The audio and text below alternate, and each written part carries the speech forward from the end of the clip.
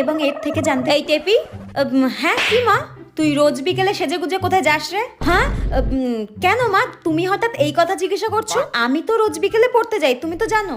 ও ঠিক আছে, পর। এই মেয়েটা রোজ বিকেলে সেজে গুজে কোথাও একটা যাচ্ছে, পড়তে যাচ্ছে না আমি শিওর। ঠিক আছে পর, আমি তোর জন্য দুধ গরম করে নিয়ে আসছি, নে পর। কি রে টেপি, কি করছিস? হ্যাঁ হ্যাঁ, আরে মিষ্টি, আয় আয় আয়, কেমন আছিস? হ্যাঁ কাকিমা, ভালো আছি, তুমি ভালো আছো তো? বাহ, আমিও ভালো আছি, ভালো আছি। কি রে, তুই হঠাৎ আমাদের বাড়িতে?